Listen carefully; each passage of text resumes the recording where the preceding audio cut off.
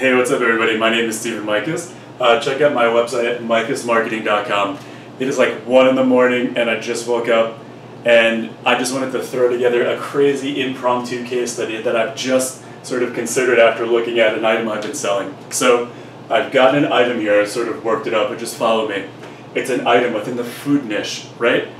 But I'm just going to call it a widget from now on. So what happened is I ran a campaign selling this widget, and these are the stats that I've been able to produce, right? The total sales for today are $301.92. The retail price, meaning the price that I'm selling this at retail for, is $17.76, and the units sold total today is 17. However, the interesting thing is that when I look at my profit and loss, I'm actually losing $17 right now. So I'm roughly losing $1 every single time I sell one of these things. Now, I don't want to give up on this because for a totally brand new product in a hot niche, this thing is selling a lot, right? 17 units a day, really not that much work to sort of get it to where it needs to be. Even though I'm losing money, it's a great opportunity to sort of study what's going on, re-engineer it, and see if I can make some money on it, right? So if we look over here, my per unit cost for one of these widgets, so every time the manufacturer makes one of these things for me, they charge me $10.76, right? My marketing cost basically cost me $8. So the amount of money that I need to spend in order to generate sales is $8 per one of these units. So my total cost per unit, which I'm adding between my per unit cost and marketing, I'm getting $18.76.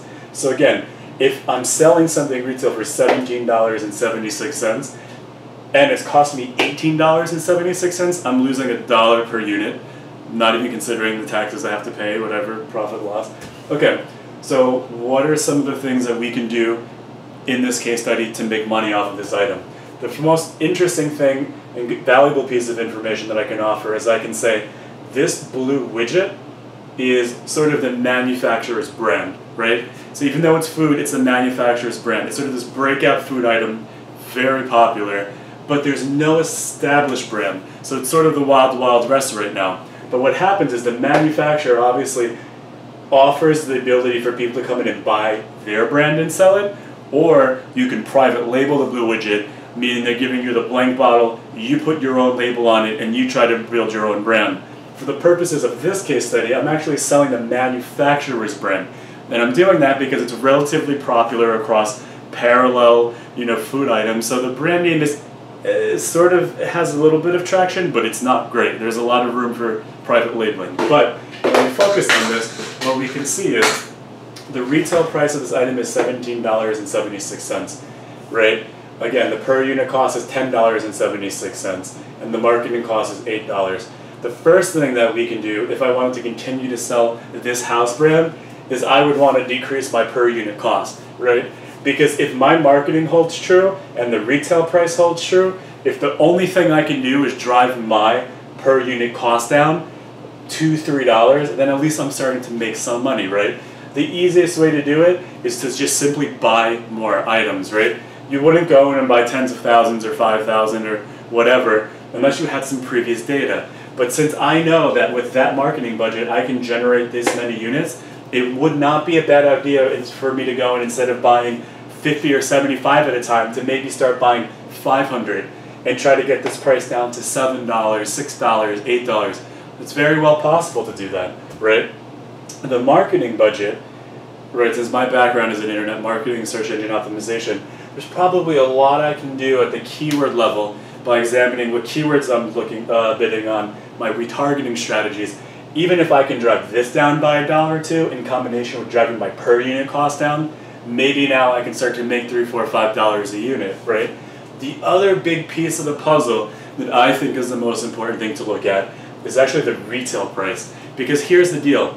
When you're selling the manufacturer's stock retail brand, right, and this manufacturer is not small, maybe 100 million a year, 120 million a year, so they have a lot of people that are buying this stuff and trying to promote it.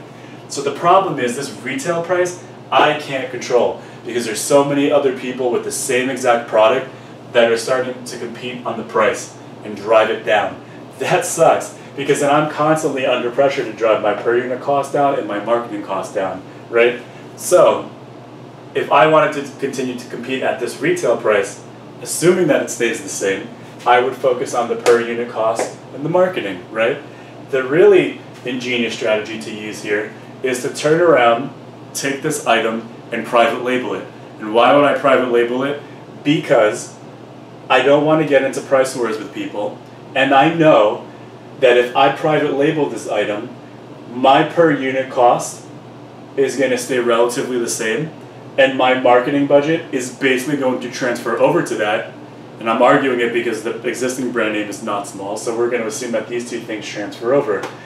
If these two things transfer over, and I'm now private labeling out in this wild, wild west world, I can differentiate my product, maybe have a better label, maybe say it's the platinum version or the premium version or the ultimate version, and now suddenly nobody else has my private label version if I don't sell it to them. And since I'm not competing on the price anymore, and I'm marketing my item as premium, maybe my retail price is no longer $17.76. Maybe it's going to be $24.95, or it's going to be $29.95. So it's sort of the blue ocean theory.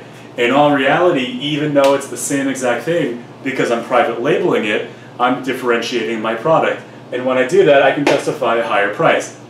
What I can also do is I can add something to it that maybe the manufacturer doesn't have. I can add, you know, a really cheap, low-cost item that maybe costs 50 cents, but totally differentiates it. Maybe I can change the packaging, the labeling. So the blue ocean theory here is going to help me create something that doesn't already exist in the marketplace that's going to allow me to justify this higher price. So if I rework all of these numbers and say I have a total unit cost of $18.76, assuming I didn't change anything there, and if I'm selling this item now for $29.95, I think that there's a lot of room for profit there, right? And then what you can also do is after you increase the retail price for your own private labeled version, you can start to drive these down further. You can decrease your per unit cost, you can decrease your marketing, and your profit margins are going to become way larger, much more bigger. Now, to sort of go off into another realm, I would argue that all of this, you know, even losing $1 per unit here is totally worth it to me, because as an internet marketer, there's a total upside to this business. There's a total upside to why I'm even doing this in the first place. What I can do is I can take the email address of every single person that has bought this item that is still relatively hard to get, right? And I can start building an email marketing campaign around it. So while my conversion rate is going to be relatively low on my straight marketing campaign, if I have a list of people who've already bought from me, and I begin to email these people with my offer and offering my new private labeled version, my Blue Ocean Theory product, they're much more likely going to buy that because they've bought in the past. And now, even though they've bought in the past, I'm putting in front of their faces a premium offer at a pretty good price, right? So that's the first thing that I would do. There are really so many strategies that you can use, but again, there's not really many different things that I'm going to focus on to sort of increase my profit here. I'm going to try to find ways to be able to justify increasing my retail price. I'm going to find ways to increase my per unit cost, decrease my per unit cost. I'm going to find ways to decrease my marketing budget. Now, that all works fine and dandy for this, you know, manufacturer's brand. I went over what I can do if I private label my own brand, but there's one more really valuable piece of information I want to share. I'm going to tell you why I'm going to stop carrying this manufacturer's sort of stock brand.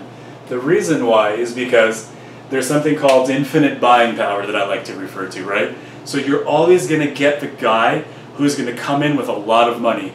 Infinite buying power. Not infinite money, but a lot of money. These are the guys that are going to be buying 100,000 units when I'm buying 100 or 50, right? If they're buying 100,000 or 50,000 or 20,000, at that sort of magnitude, their per unit cost is going to be disgustingly low. Maybe somewhere in the tune of $3 a piece or $4 a piece. That makes it extremely difficult to compete with that guy, right? So I'm never going to sell the manufacturer's brand again. I'm only going to private label it, and I'm going to find some way to differentiate myself, because I'm never going to win this war unless I have that infinite buying power, unless I have the capacity to buy 20,000, 10,000, 50,000 units. That would work well for somebody, for example, who's already got an existing email list built up around that targeted niche, around that targeted customer. But because I don't have any of that, there's no way I'm going to compete in here. And on top of that, you're going to, or I'm even already noticing is, there's a lot of guys with infinite buying power coming in and competing on this stock brand, which means that probably in the next month, that retail price is no longer going to be $17.76. It will probably be $9, $10, because they have the room and the money to sort of compete with everybody just based on the per unit cost. And as I sell more and more, the brand's going to generate more traction. I don't want to play in that arena because I don't know if it's going to work, and I don't have the already established customer base to sort of supplement that, you know. And we can go off again into more abstract land, and we can say, well, then, you know, maybe the average order is going to be higher. So even though they're buying 10,000 units at $3 a piece, they know their average order is $3, so those 3 units, so they're always making money. But I don't have any of this data. And this strategy works really well when you don't have any of that data. When you want to introduce a new product or you want to test a new product, it's perfect. You can use this for anything else too.